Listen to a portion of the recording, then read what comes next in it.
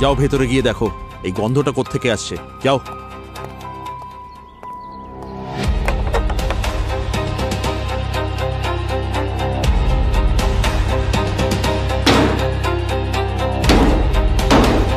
Hello,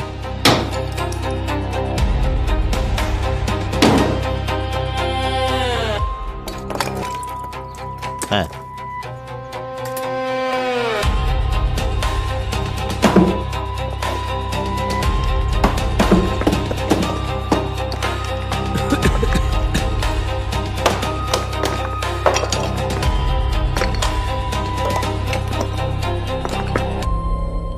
এটা কি?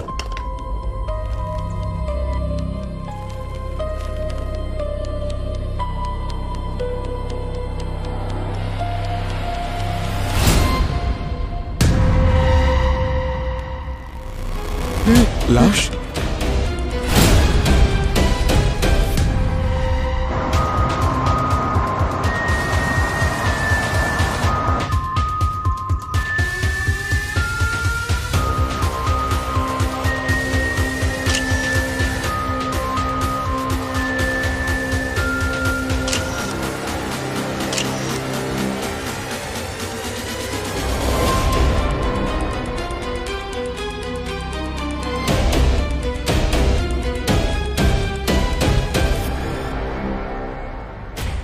মনে হচ্ছে অনেকদিন ধরেই ঘরটা বন্ধ ছিল।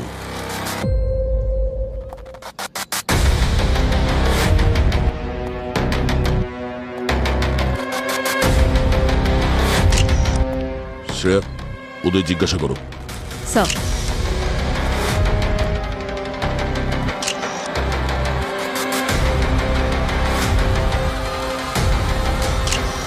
স্যার, যেভাবে বডিটা ডিকম্পোজড হয়েছে মনে হচ্ছে প্রায় 5-6 মাস হয়ে গেছে এটা পুঁতেছে। পঙ্কজ, তুমি ফরেন্সিক জন করছো নাকি? কেন স্যার? না না, তুমি অলমোস্ট ঠিক। এই লাশটা 9-10 মাস হয়ে গেছে পোঁতা হয়েছে, আর একে পোঁতার জন্য সিমেন্টের ব্যবহার করা হয়েছে। জানা আছে সিমেন্ট কেন ব্যবহার করা হয়েছিল? কারণ সিমেন্ট ডিকম্পোজিশনকে ডিলে করে। আর পেলভিক বোনের সাইজ দেখে মনে হচ্ছে কোনো মহিলার লাশ এটা। এই বাড়িটা কতদিন ধরে বন্ধ আছে? সুজাতার মৃত্যুর পর থেকে। এই মোটামুটি 9-10 মাস আগে সুজাতার কার অ্যাক্সিডেন্টে মৃত্যু হয়েছিল। তারপর থেকে সুরেশও বাড়ি ছেড়ে চলে যায়। এই বাড়িতে কি অন্য কোনো মহিলা থাকতেন? আই মিন, সুজাতা বা সুরেশের কোনো বোন বা মা, কোনো বন্ধু বা অন্য কোনো মহিলাকে গত 9 মাসে আসা যাওয়া করতে দেখেছেন? না ম্যাম, সুরেশ আর সুজাতা এই দুজনই থাকতো বাড়িতে। সুজাতার মৃত্যু যদি কার অ্যাক্সিডেন্টে 9 মাস আগে হয়ে গিয়ে থাকে, তাহলে এই লাশটা কার? সেটাই তো আমরাও ভাবছি, লাশটা কার আর এখানে কি করে এলো। এর ছুরির ডাইরেকশনটা দেখো পঙ্কজ। আমার মনে হচ্ছে খুনি একে ডানা দিয়ে ধরেছে আর বাঘা দিয়ে ছুরি মেরেছে। স্যার, স্যার কি করছেন কি আপনি? আরে করে দেখাচ্ছি তো কেমন করে মেরেছিল। এইভাবে। তার মানে ডক্টর সালুক এখানে যাই কিছু ঘটেছে হঠাৎ ঘটেছে। খুনির কোনো প্ল্যান ছিল না এটা করার। এখানে দুজনের মধ্যে তর্কাতর্কি হয়েছে, মারামারি হয়েছে, আর একজন অন্যজনকে রেগে গিয়ে মেরে দিয়েছে। হতে পারে। অবনী, জানলা বন্ধ করো। Yes sir. আপনারা প্লিজ সরে যান, আমাদেরকে কাজ করতে দিন প্লিজ। এই বাড়িতে সুরেশ চলে যাওয়ার পর আর কেউ আসেনি? হ্যাঁ ম্যাম, কেউই আসেনি, এমনকি পরিষ্কার করার জন্যও কেউ আসেনি। ওই দেওয়ালে যে ফটোটা আছে ওটা সুজাতার নাকি? হ্যাঁ ম্যাডাম। রান্নাঘর হলো মৃত্যু ঘর। নিউ মুম্বাইয়ের সেক্টর 5 থেকে আসছে এই এক্সক্লুসিভ খবর। গোপন সূত্রে জানা গেছে যে এই ফ্ল্যাটটা সুরেশ এবং সুজাতা নামের এক দম্পতির নামে রেজিস্টার্ড, কিন্তু এই ফ্ল্যাটটা বেশ কিছু সময় ধরে ফাঁকা ছিল।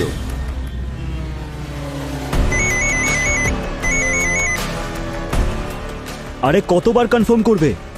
বললাম না হাইড্রোজেন প্যারক্সাইড 70%। হ্যাঁ, ফ্যাক্টরিতে। দেখুন, আমি জানি এটা বিপজ্জনক।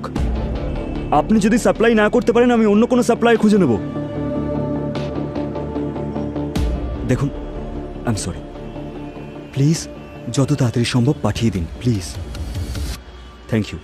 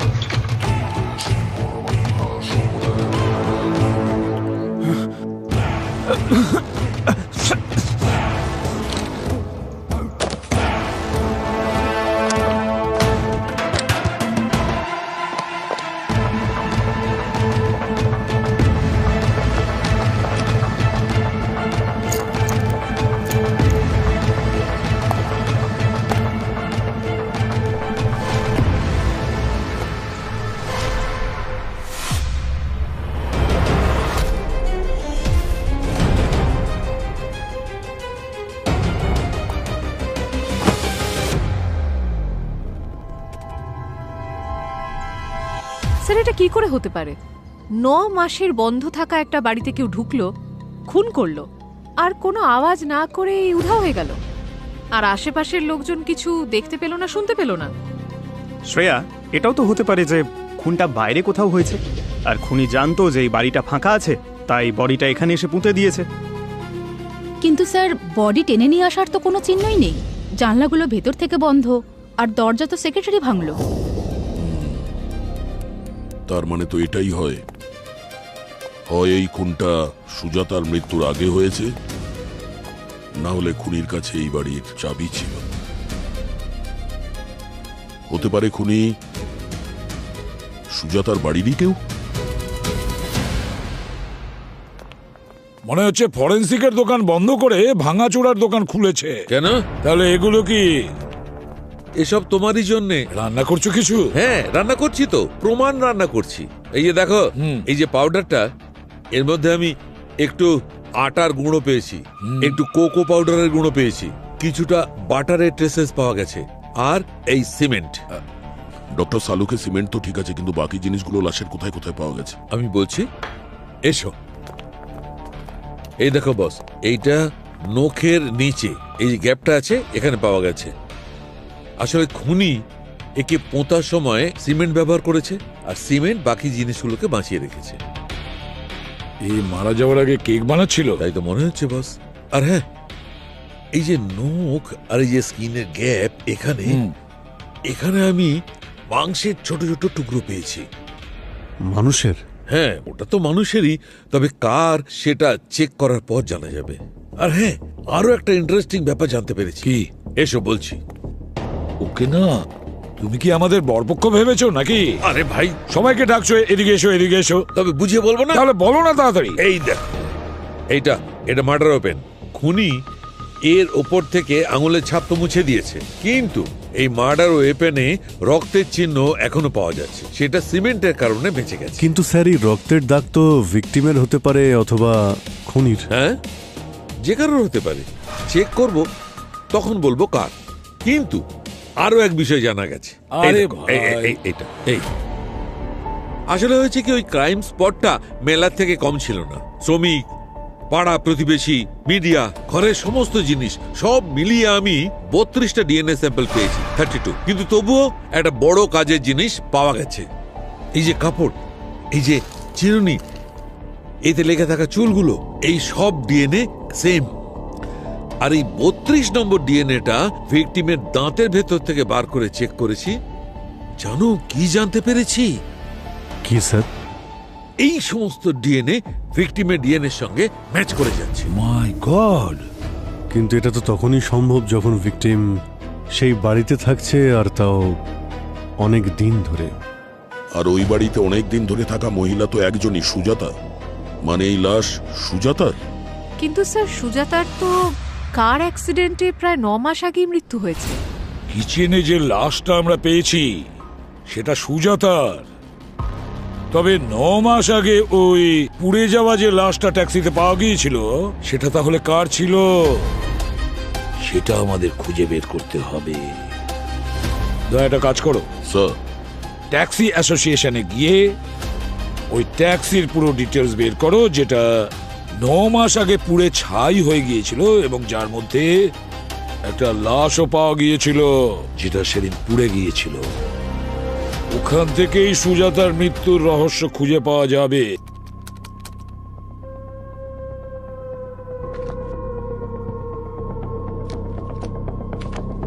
স্যার, আমি তো এটা শুনে অবাক হচ্ছি যে আপনারা আমার ফ্ল্যাটে একটা মানুষের লাশ পেয়েছেন, আর আপনারা বলছেন যে ওটা সুজাতার লাশ।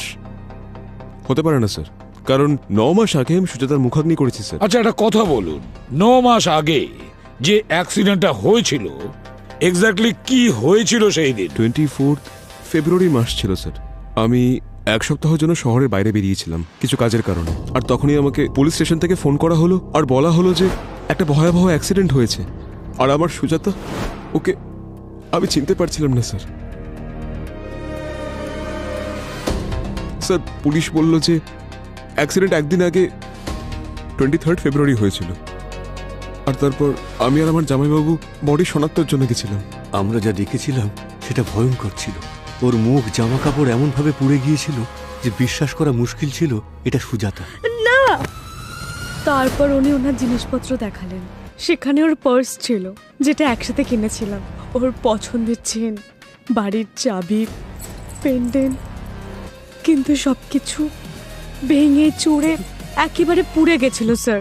এই সব দেখেই চিনতে পেরেছিলাম। এটাই তো কিছুতে বুঝতে পারছি না যে সুজাতা সেদিন ট্যাক্সিতে যখন ছিলই না, তাহলে ওর পার্সটা কি করে ট্যাক্সিতে পাওয়া যায়? আর তাছাড়া ট্যাক্সিতে যে ড্রাইভার ছিল, ভেতরে যারা বসেছিল তারা পুরো ছাই হয়ে গিয়েছিল। তারপরেও, সেই ঘটনার পরেও পার্সটা অ্যাজ ইট ইজ ছিল। এটা কেন হলো বুঝতে পারছি না। আচ্ছা, সুজাতা কি রেগুলারলি ট্যাক্সিতেই আসা যাওয়া করতো? হ্যাঁ, ও নিজের বেকারের জন্য নতুন জায়গা খুঁজছিল। ইনফ্যাক্ট ডেলিভারি করার জন্য নিজেই চলে যেত কখনো কখনো, কিন্তু মোস্টলি ট্যাক্সি করে। আরে আরে কি হলো, কি হলো? আপনি ওটা ঠিক দাও, আছে? জল দাও, তাড়াতাড়ি। জল দাও না। জল খান। প্লিজ জলটা খেয়ে নিন। এবার আপনি ঠিক আছেন? স্যার, যবে থেকে সুজাতা মারা গেছে বাবা নিজেকে সামলাতে পারছেন না। আর এখন তো এই খবর শুনে এমন মনে হচ্ছে যে ও যেন আবার মারা গেছে। আচ্ছা সুরেশ বাবু, ওই ঘটনার পর আপনি তো বাড়ি ছেড়ে দিলেন, তাহলে ওই বাড়ির চাবিটা আর কার কার কাছে ছিল? কারোর কাছে ছিল না। অ্যাক্সিডেন্টে দুদিন আগে সুজাতা ওই লকটা চেঞ্জ করে দিয়েছিল। আর তারপর আমিও বাইরে ছিলাম, তাই নতুন চাবি আমার কাছেও ছিল না। আর তারপর কোনো প্রয়োজনই পড়েনি। আমার একদমই সাহস হয় না এই ফ্ল্যাটে একা থাকা। আর সেই জন্যেই আমার বোনের বাড়িতে শিফট হয়ে গেছি।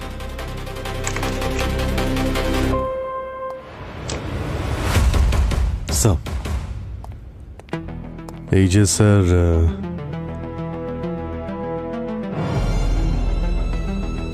আরে বাহ মিস্টার সুরেশ, দারুণ একটা ঘড়ি পরে আছেন তো আপনি। মনে হচ্ছে আপনার দামি ঘড়ি পরার শখ রয়েছে। হ্যাঁ স্যার, ওই সুজাতার খুব শখ ছিল। ও আমাকে প্রায় ব্র্যান্ডেড ঘড়ি গিফট করত। আর দেখুন না, এখন শুধু ওর দেওয়াই একটা জিনিসই আমার কাছে রয়ে গেছে।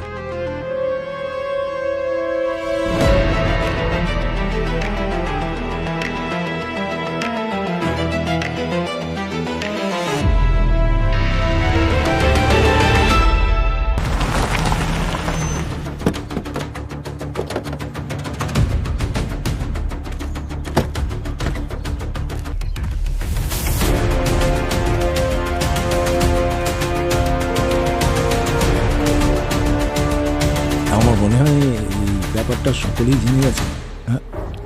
নমস্কার। নমস্কার স্যার। স্যার, আমি ভাস্কর, ট্যাক্সি ইউনিয়নের লিডার। স্যার, ফোনে আপনি যা যা বলেছিলেন সব করে দিয়েছি। স্যার, ওই ড্রাইভারের নাম লালবাবু, এই ওনার ছবি। স্যার, বললে আপনাকে পাঠিয়ে দেবো। মুখ দেখে তো চিনতেই পারছিলাম না। ওই যে বিল্লা নাম্বার আর রেজিস্ট্রেশন নাম্বার দেখে তারপরে চিনতে পারলাম। বেচারা 2 মাস আগে নিজের বউ বাচ্চাকে গ্রাম থেকে নিয়ে এসেছিল, দুজনেই গ্রামে ফিরে গেছে। আচ্ছা, ওই ট্যাক্সিটা যার নামে রেজিস্টার ছিল তাকে ডেকেছেন আপনি? হ্যাঁ নিশ্চয়ই স্যার, এই তো সুভাষ। ও ট্যাক্সিটা তো ওরই। এই ভদ্রমহিলাকে দেখেছেন? জানি না স্যার, ঠিক মনে পড়ছে না। আচ্ছা, ওই ট্যাক্সির মধ্যে একটা পার্স পাওয়া গিয়েছিল যেটা ওই অ্যাক্সিডেন্টে মারা যাওয়া মহিলার নয়। আচ্ছা, লালবাবু কি কখনো বলেছিলেন ওই পার্সের ব্যাপারে কিংবা মহিলার ব্যাপারে? হ্যাঁ হ্যাঁ স্যার, উনি বলছিলেন যে ট্যাক্সিতে বসে একজন ভদ্র মহিলা বকবক করছে। একদিন আগে ওই ট্যাক্সিতে উনি পার্সও ফেলে গেছিলেন স্যার। আর বেশি ভাড়া পাওয়ার আশায় লালবাবু ওনাকে নিজের নম্বরটাও দিয়েছিলেন।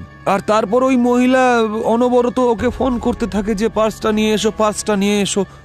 এবার আপনি বলুন স্যার, কাজবাজ ছেড়ে দিয়ে কি করে যেত? ওর গাড়িতে একজন ভাড়াও ছিল, ও বলছিল সময় পেলে ও যাবে, দিয়ে আসবে, কিন্তু উনি শুনতে রাজি ছিলেন না। ঠিক আছে, থ্যাংক ইউ। স্যার। স্যার, হয়তো এই কারণেই সুজাতার পার্স ওই ট্যাক্সিতে পাওয়া গেছিল। কিন্তু একটা ব্যাপার, যে যেদিন অ্যাক্সিডেন্ট হয়েছিল বারবার লালবাবুকে ফোন করেছিল, তার মানে এটাই হলো যে 23 তারিখ পর্যন্ত সুজাতা বেঁচে ছিল। কিন্তু এখন প্রশ্ন হচ্ছে যে ওই মেয়েটা কে ছিল যে অ্যাক্সিডেন্টে মারা গেছিল।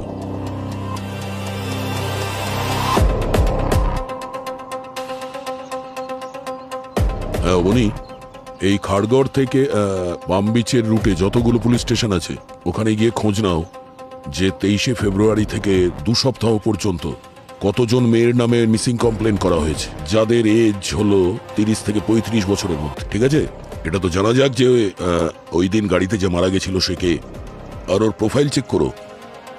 ওকে পঙ্কজ, যে থানাতে এই অ্যাক্সিডেন্টের ব্যাপারে কেস করা হয়েছিল তাদের সঙ্গে গিয়ে দেখা করো, কথা বলো ওদের সঙ্গে।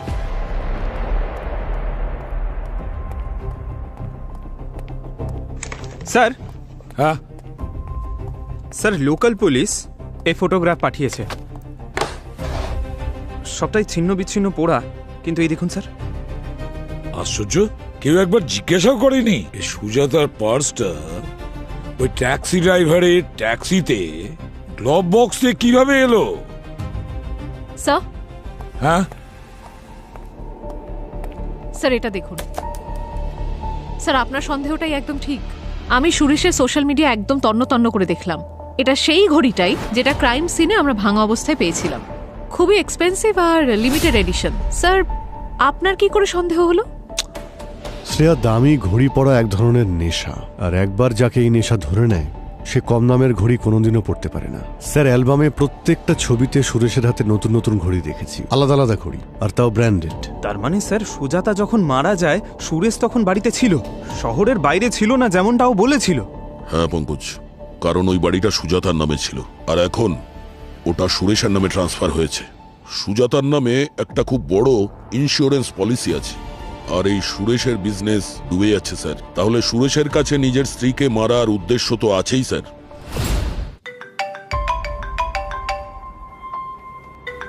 হ্যাঁ শালুকে বলো, তাড়াতাড়ি পাঠাও। শালুকে বলছে সুজাতার লাশের নখের ভেতরে যে মাংসের টুকরো পাওয়া গেছিল সেটা, আর যে ছুরি দিয়ে সুজাতাকে মারা হয়েছিল তাতে যে রক্তের ছাপ ছিল সেটা ম্যাচ করছে, মানে ডিএনএ একটাই। স্যার, ক্রাইম সিনে আমরা সুরেশের ভাঙা ঘড়িটা পেলাম। হতে পারে সুরেশ আর সুজাতার মধ্যে হাতাহাতি হয়েছে, আর সুরেশ সুজাতাকে মেরে ফেলেছে। স্যার, সালুঙ্কে স্যার যে ডিএনএটা পেল, যদি ওটা সুরেশের ডিএনএর সাথে ম্যাচ করে তাহলে কেস ক্লোজ। তবে সুরেশ যার শেষকৃত্য করেছে সেটা কার করেছে? স্যার, আমার বিশ্বাস হচ্ছে না যে আপনারা আমার উপর সন্দেহ করছেন। আমার সুজাতাকে আমি কিভাবে? আর স্যার, এই ঘড়ি আমি জানি না আমার এই ভাঙা ঘড়িটা আপনারা আমার ঘরে কোত্থেকে পেলেন। এটা কত বছরই হারিয়ে গেছিল। হারিয়ে গিয়েছিল? আচ্ছা, প্রায় এরকম দামি ঘড়ি হারিয়ে গেলে লোকে থানায় অভিযোগ করে। আপনি করেছিলেন? স্যার, পুলিশের রিপোর্ট লিখিয়েছিলাম আমি, কিন্তু কোনো লাভ হয়নি। স্যার, আপনারা চাইলে আমি কপি দিতে পারি। সুরেশ, সোজা কথায় আসি, হয় তুই আমাদের কাছে কিছু লুকোচ্ছিস, না হলে কেউ তোকে তোর স্ত্রীকে খুন করার দায়ে ফাঁসানোর চেষ্টা করছে। এখন মনে করার চেষ্টা কর, ভালো করে ভাব, আর ভালো করে ভেবে বল কে হতে পারে সে যার সুজাতার মৃত্যুতে কিংবা তোর জেল হলে লাভ হতে পারে। স্যার, আমরা খুব সাধারণ মানুষ। আমার ছোট একটা ব্যবসা আছে, আর ওর একটা বেকারি ছিল। হ্যাঁ, ওর বেকারি সার্কেলে 2-3 জন বন্ধু ছিল যারা ওর ক্ষতি করার চেষ্টা করেছিল। বিশেষ করে একটা নাম ছিল সেখানে, বিহান, আহান নাকি অয়ন, স্যার এমনই কোনো নাম ছিল। কিন্তু এটা তো স্যার ব্যবসায় চলতে থাকে, তার জন্য কি কেউ কারোর খুন করতে পারে নাকি স্যার? শেষবার তোমার সঙ্গে সুজাতার কবে কথা হয়? স্যার, অ্যাক্সিডেন্টের 3 দিন আগে, আর ওই সময় আমাদের মধ্যে ঝগড়া হয়েছিল। কি ব্যাপার নিয়ে? অ্যাকচুয়ালি ওর বেকারির ব্যবসাটাও এক্সপ্যান্ড করতে চাইছিল, তাই আমরা খাড়গড় সেক্টর 3 নিউ মুম্বাইতে একটা ম্যানুফ্যাকচারিং ইউনিট দেখেছিলাম। আমরা লকও করে দিয়েছিলাম সেটাকে। তারপর সাডেনলি ও বললো যে ও ক্যান্সেল করতে চাইছে। আমি যখন ওকে জিজ্ঞেস করলাম তো ও বলতে শুরু করলো যে এই জায়গাটা খুবই অশুভ আর এখানে হওয়া প্রত্যেকটা ব্যবসা বন্ধ হয়ে গেছে। তারপর আমি ওকে এটুকু বোঝালাম যে ও খুব কুসংস্কারে বিশ্বাসী হয়ে যাচ্ছে, আর ও তারপর থেকে আমার সঙ্গে ঝগড়া করতে শুরু করলো আর আমাদের মধ্যে আর্গুমেন্ট বেড়েই গেল। মিস্টার সুরেশ, আমরা আপনার ডিএনএ টেস্ট করতে চাই। আপনি কি তৈরি?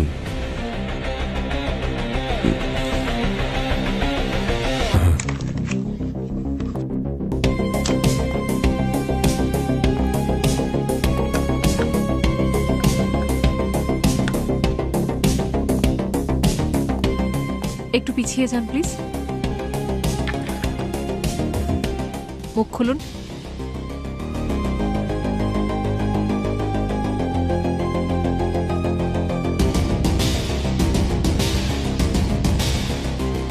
যতক্ষণ না এই কেসটা সলভ হবে শহর ছেড়ে তুমি কোথাও যাবে না। স্যার, হ্যাঁ স্যার, সুরেশ যার কথা বলেছিল আহান, সুজাতার বিজনেস রাইভাল, এটা ওর সোশ্যাল মিডিয়া অ্যাকাউন্ট। এই দেখুন। Happy birthday to you, happy birthday to you, happy birthday, happy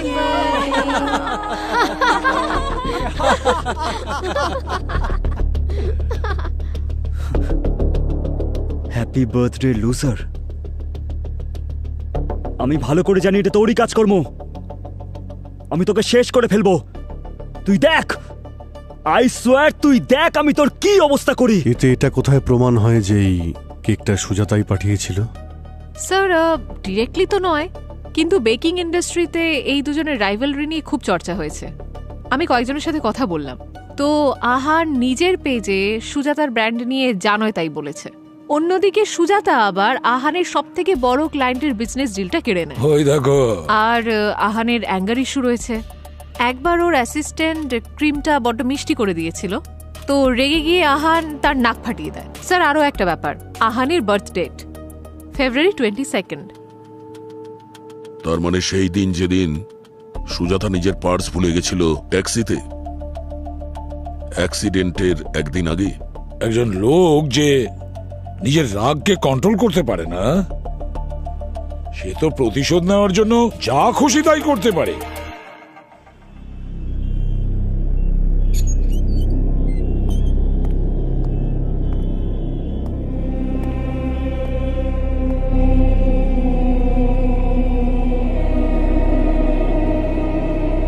আরে স্যার, এটা দেখে বেকারি কম, সিরিয়াল কিলারদের আড্ডা মনে হচ্ছে।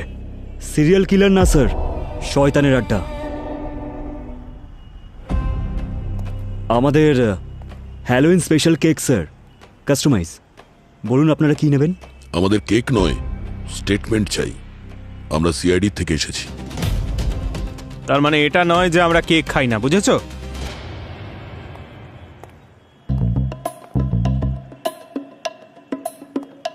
এইটা দেখে বেশ মজার মনে হচ্ছে।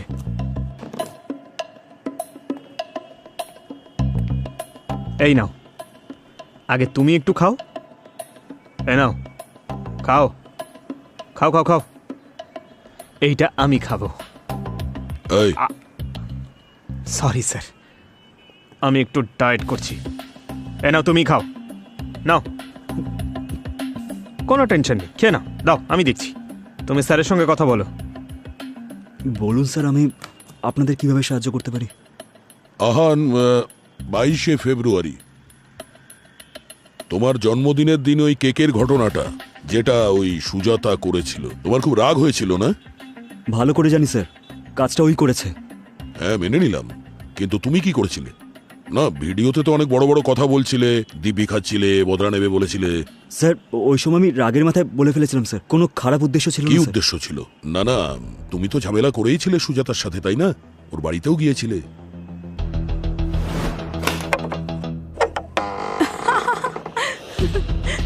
আমি জানি ওই কেকটা তুই পাঠিয়েছিলিস। তুই এতটা নিচে নামতে পারিস আমি কখনো ভাবতেই পারিনি। বোর করিস না। শোন, নতুন একটা কেক ট্রাই করেছি, টেস্ট করবি? তোকে হ্যাঁ হ্যাঁ, আমাকেও মারবি যেভাবে তুই নিজের অ্যাসিস্ট্যান্টকে মেরেছিস? চল বস বস বস, আমি কিছু নিয়ে আসছি। কি রে, বস। স্যার আমি ওই অ্যাঙ্গার ম্যানেজমেন্ট থেরাপি নিচ্ছি স্যার। যদি আমি ওখানে এক মুহূর্ত থাকতাম না, তাহলে কিছু একটা করে ফেলতাম। সেই জন্য স্যার আমি একটা দীর্ঘ নিঃশ্বাস ফেলে ওখান থেকে বেরিয়ে যাই। আচ্ছা, হ্যাঁ স্যার। ঠিক আছে, তোমার উপর আমাদের নজর থাকবে।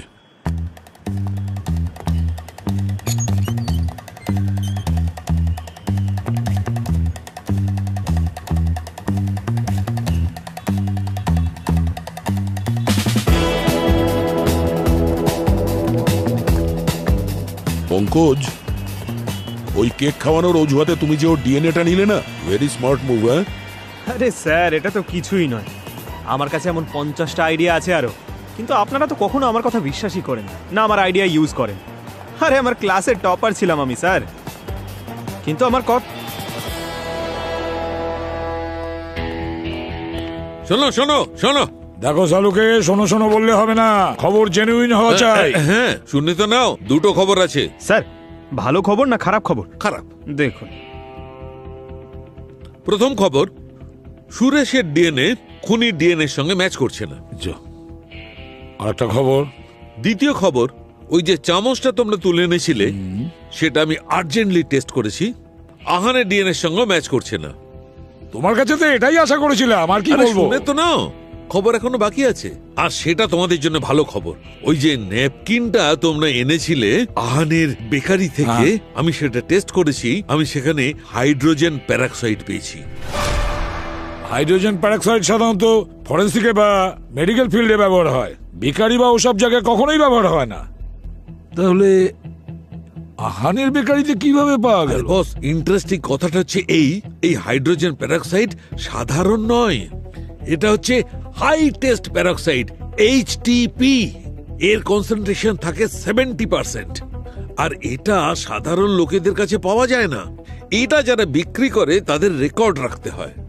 নিউ মুম্বাইতে যতগুলো কেমিক্যাল ফ্যাক্টরি আছে, সব জায়গায় গিয়ে খোঁজ নিয়ে দেখতে হবে যে এই এইচটিপি হাই টেস্ট প্যারক্সাইড কারা সাপ্লাই করে, আর এই আহানের বেকারিতে কেন সাপ্লাই করলো, কিভাবে করলো, কি কানেকশন আছে এদের দুজনের, খোঁজ নিয়ে দেখতে হবে। স্যার, আমি নিউ মুম্বাইয়ের সমস্ত পুলিশ স্টেশনের সাথে কথা বলে নিয়েছি। ট্যাক্সি অ্যাক্সিডেন্টের 2 সপ্তাহ আগে থেকে 30 থেকে 35 বছর বয়সের 10 জন মহিলা মিসিং। কিন্তু স্যার, তাদের মধ্যে একজন আছে ডিম্পল, যে বাড়ি থেকে বেরিয়েছিল হলুদ কালো ট্যাক্সিতে, আর তারপরে কখনো ফেরেনি। কমপ্লেন কে ফাইল করেছিল? ওনার ভাই স্যার, সান বাড়াতে থাকে, আমি তার সাথে কথা বলেছি। অ্যাকচুয়ালি ডিম্পলের হাঁটুতে প্রবলেম ছিল, সেই জন্য তার ভাই ট্যাক্সি ড্রাইভারের সাথে পিক আপ আর ড্রপ কথা বলে নিয়েছিল। মোটামুটি 3টের সময় ডিম্পল তার ভাইকে কল করে আর বলে যে কোনো মেয়ে এই ড্রাইভারকে বারবার কল করছে, আর ড্রাইভার প্রথমে তার পার্স ফেরত দিতে চাইছিল, আর ভাই ড্রাইভারকে ফোন করে বলে যে প্রথমে ডিম্পলকে ড্রপ করে যেখানে যাওয়ার হয় যাও। এর মানে হলো ওই দিন সুজাতার জায়গায় ডিম্পলের শেষকৃত্য হয়েছে। ঠিক। কিন্তু স্যার, 23শে ফেব্রুয়ারি সুজাতা বারবার লালবাবুকে ফোন করছিল পার্সের জন্য। এর মানে 23শে ফেব্রুয়ারি দুপুর পর্যন্ত তো সুজাতা বেঁচে ছিল। তাহলে সুজাতাকে কখন মারলো আর কে মেরেছে? স্যার, মোবাইল কোম্পানিগুলো সুজাতার কল রেকর্ড আর টাওয়ার ডেটার লোকেশন শেয়ার করেছে। ওদের কথা অনুযায়ী সুজাতা সুরেশকে এসএমএস করেছিল 24শে ফেব্রুয়ারিতে, আই এম ফাইন। তখনই সুজাতার লোকেশন ওর পাশের টাওয়ারেই লোকেট করা যায়, মানে 24শে ফেব্রুয়ারি পর্যন্ত ওর বাড়িতেই ছিল। তারপর থেকে ওর ফোনটা বন্ধ হয়ে যায় আর 1 মাস ধরে স্ট্যাটিক থাকে, আর তারপরে ওর ফোনটা ডাম্পিং ইয়ার্ডে পাওয়া যায়। স্যার, তার মানে 24শে ফেব্রুয়ারি অবধি সুজাতা বেঁচে ছিল, আর ওর বাড়ির লোক ভেবেছিল ওই অ্যাক্সিডেন্টে যে মারা গেছে সেই বডিটা সুজাতার। আর যেই সুজাতার অ্যাক্সিডেন্টের খবরটা বাইরে ছড়ায়, খুনি সুজাতার ফোনটা ফেলে দেয়।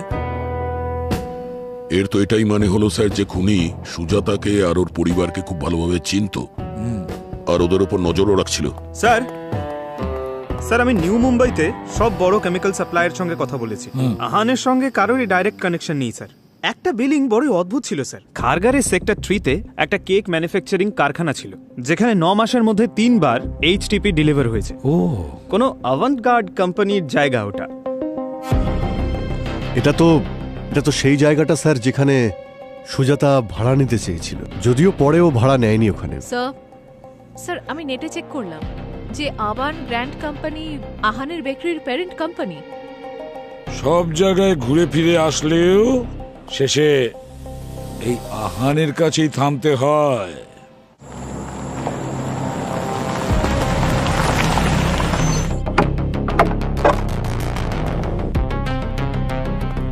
স্যার এই জায়গাটা তো অনেক মাস মনে হচ্ছে বন্ধই পড়ে আছে। আশেপাশে কোথাও তো সিকিউরিটি গার্ডও নেই।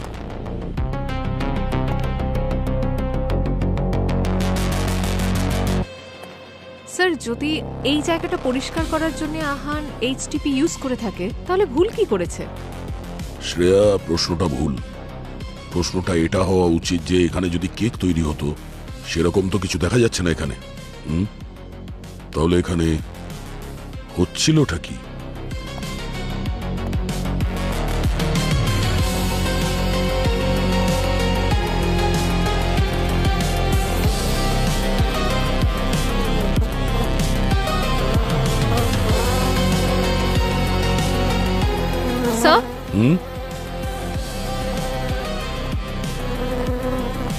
স্যার এখানে দেখুন কত মাছি ঘুরছে।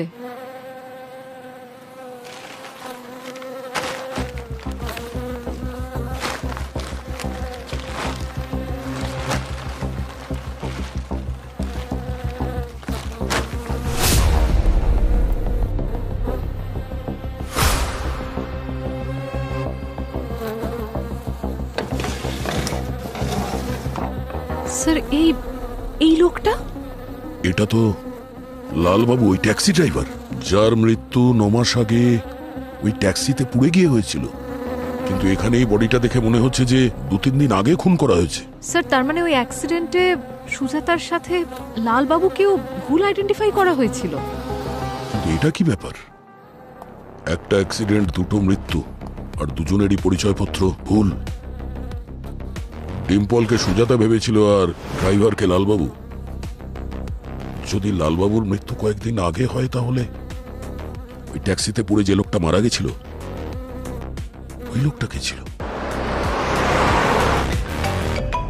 হ্যালো দয়া, কেক ম্যানুফ্যাকচারিং ইউনিটে আমি সেই 70% কনসেন্ট্রেটেড এইচটিপি পেয়েছি যা আমি আহানের বেকারিতে পেয়েছিলাম। কিন্তু তার থেকেও বড় কথা জানা গেছে, সেটা হচ্ছে এই লালবাবুর ডিএনএ সুজাতার বডিতে পাওয়া ডিএনএর সঙ্গে ম্যাচ করে গেছে। কিন্তু ডক্টর সালুকে লালবাবু সুজাতাকে কেন মারবে? মানে মোটিভটা কি? মোটিভ যাই হোক না কেন, আমাদের এটা জানতে হবে যে লালবাবু সুজাতাকে খুন কেনই বা করতে গেল, আর কেউ লালবাবুকেই বা খুন কেন করল। যাতে লালবাবু কোনো কথা না বলতে পারতেন আর চুপ হয়ে যান। লালবাবু সুজাতার ব্যাপারে এমন কোনো কথা জানতেন যেটা ওনার জানার কথা ছিল না। আর তাছাড়া এর সাথে আহানের কোনো না কোনো কানেকশন নিশ্চয়ই আছে সুজাতার খুনের সঙ্গে। এই লালবাবুর স্ত্রীর সঙ্গে কথা বলতে হবে, ওনাকে নিয়ে এসো। এইচটিপি, হাই টেস্ট প্যারক্সাইড, এর নাম তুমি শুনেছো? স্যার ওই কয়েক মাস আগে কেন জানি না হঠাৎ ফ্যাক্টরিতে প্রচুর পরিমাণে পোকামাকড় দেখা দেয়। স্যার কেকের ওই পুরো ব্যাচটাই ফেলে দিতে হয়েছিল আমাদের। তারপর 3 বার ডিক্লিন করিয়েছিলাম আমরা। তারপর ওখানে আমরা বেকিংও বন্ধ করে দিই। স্যার এমনিতেও ওই জায়গাটা খুব আনলাকি স্যার। আমি সামনের মাসে তো ওই জায়গাটা ছেড়েও দিচ্ছি। স্যার এই সোয়ার sir, please trust me sir. Sir এই সুজাতা মার্ডারের ব্যাপারে আমি সত্যি কিচ্ছু জানি না। Please sir, believe me.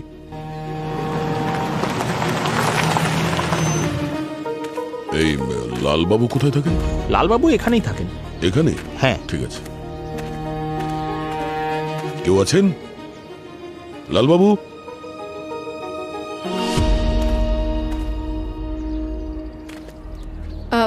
আপনারা? আমরা সিআইডি থেকে এসেছি। 23শে ফেব্রুয়ারি একটা অভিশপ্ত দিন ছিল। লালবাবু সন্ধ্যের সময় হঠাৎ করেই বাড়িতে এলো। ভয় পেয়ে আছে বলে মনে হচ্ছিল। তুমি হাত মুখ ধুয়ে না, আমি তোমাকে চা। আরে কি হয়েছে তোমার? এত ঘেমে যাচ্ছ কেন? তোমাকে দেখে এত চিন্তিত লাগছে কেন? কি হলো বলো। রত্না, আমি তখনও ঘরের ভেতরে ঢুকিনি, কিন্তু ভেতর থেকে আমি চিৎকারের শব্দ শুনতে পেলাম। আমি দেখলাম যে ওখানে একজন মহিলা পড়ে আছে। ওনাকে ওনাকে কেউ ছুরি। ম্যাডাম ম্যাডাম কি হলো? আমি যখনই ছুরিটা ধরতে গেলাম একজন লোক আমার ছবি তুলে নিল আর আমাকে বলল যে যদি আমি ওকে কোনো রকম হেল্প না করি তাহলে ও ছবিটা পুলিশকে দেখিয়ে দেবে, আমাকে ধরিয়ে দেবে। আমি আমি খুব ভয় পেয়ে গেছিলাম, খুব ভয় পেয়ে গেছিলাম আমি রত্না। আমি আর উনি একসাথে মিলে ওই মহিলার বডিটাকে ওই বাড়িতেই পুঁতে দিলাম। কি বলছো বুঝতে পারছি না। আচ্ছা আবার পুলিশ ফোন করেনি তো? না না,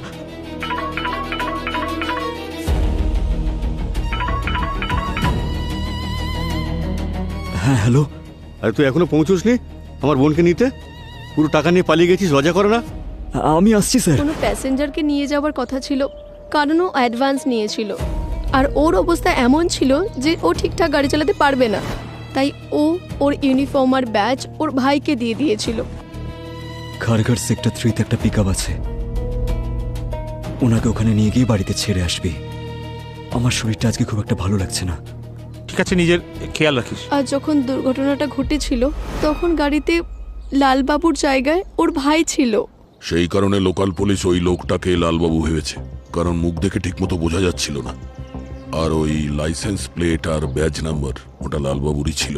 আর এই ঘটনার পর লালবাবুর লুকোনোর প্রয়োজন ছিল, তাই আপনারা ওখান থেকে এখানে চলে এসেছেন।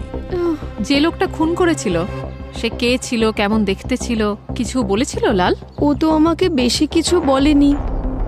ও বলছিল যে ও যখন জোরে জোরে চিৎকার করছিল আর আরো যখন মাথা গরম করে ফেলছিল তখন কান চুলকাতো, কিন্তু এবারেও কান চুলকাচ্ছিল না। এইবার মানে ধরুন এই তো 3 দিন আগে ওই লোকটার ফোন এসেছিল আর ও লালবাবুকে বলেছিল যে ও লালবাবুকে টাকা দেবে চাকরি দেওয়ার জন্য। লাল তো কিছুতে যেতেই চাইছিল না, আর আমি জেদ করেছিলাম যে এগুলো ভুলে সামনের দিকে এগিয়ে যেতে, যেখানে বাচ্চাদের ভবিষ্যতে প্রশ্ন আছে। কোন নাম্বার থেকে কল এসেছিল এটা তো আমি জানি না, এটা হয়তো লালের ফোনেই থাকবে। লালবাবুর ফোন নাম্বারটা দেবেন প্লিজ। 9818। ওকে। লালকে আমি 2 দিন ধরে ফোন করছি, ও ফোন তুলছেই না। ও কখনো এর আগে এরকম করেনি। উনি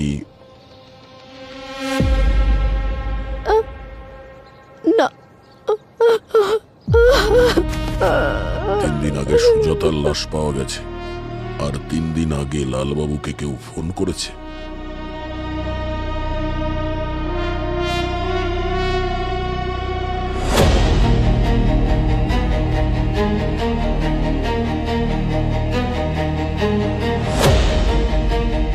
থ্যাংক ইউ আপনাদের সবাইকে, আপনারা সবাই এখানে এসেছেন।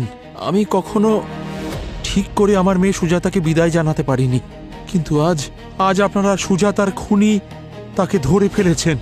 আমার মেয়ে আমার চোখের মণি ছিল। আজও আমি ওর ছোটবেলার ছোট ছোট ঘটনা বলি।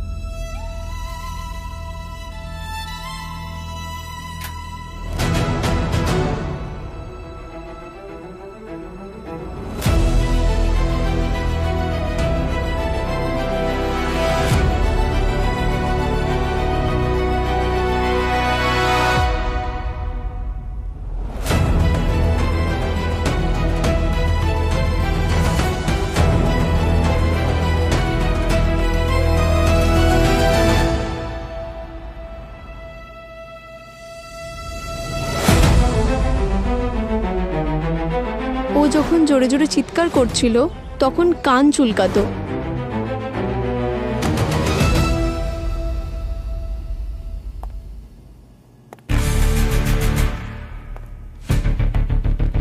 জামাইবাবু,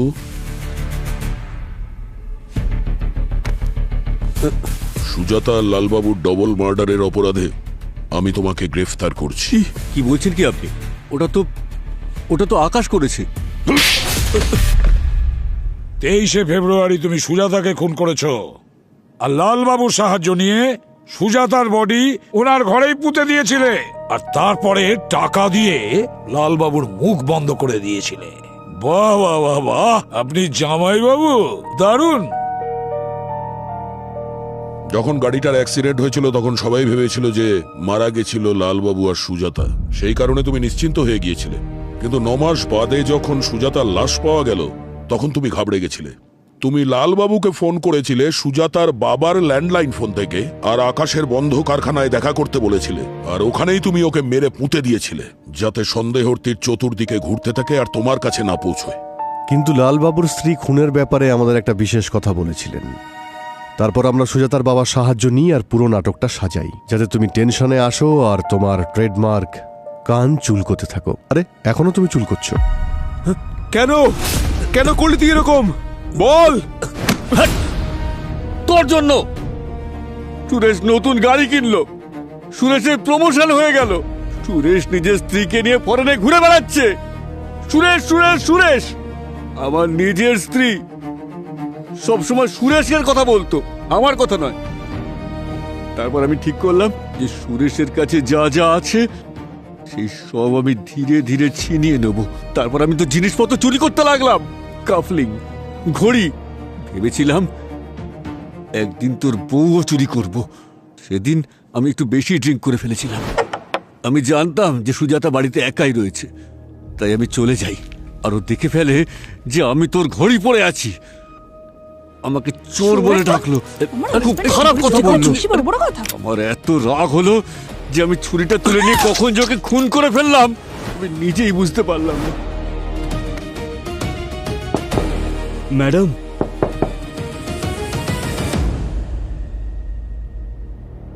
আরে ম্যাডাম, ম্যাডাম, ম্যাডাম, ম্যাডাম, আরে এটা কি করে হলো? আরে ম্যাডাম, এই তোকে মারলি কেন? আরে আরে আমি কিছু করিনি স্যার। দাঁড়া, এক্ষুনি আমি পুলিশকে ডেকে সব কথা বলছি। আরে আরে স্যার, আমি পায়ে পড়ছি স্যার, আমার ঘরে সন্তান বউ আছে। এই আমি জানি যে তুই এটা করিসনি, কিন্তু দেখ আমি পুরোটা রেকর্ডিং করেছি। যদি বাঁচতে চাস তাহলে লাশ গুম করতে আমাকে তুই সাহায্য করবি। বল।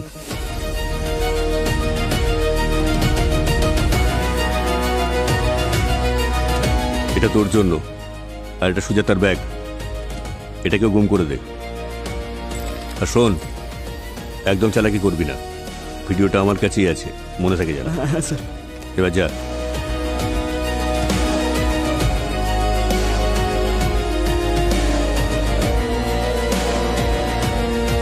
সুরেশ যা কিছু উপার্জন করেছে নিজের পরিশ্রম আর সততা দিয়ে সেটা করেছে, কিন্তু তুমি ওই সব কিছু পাওয়ার লোভে একজন নিরীহ মানুষের প্রাণ নিয়েছো, দুটো খুন করেছো তুমি। আইন তোমাকে কোনোদিন ক্ষমা করবে না, তোমার ফাঁসি তো অনিবার্য।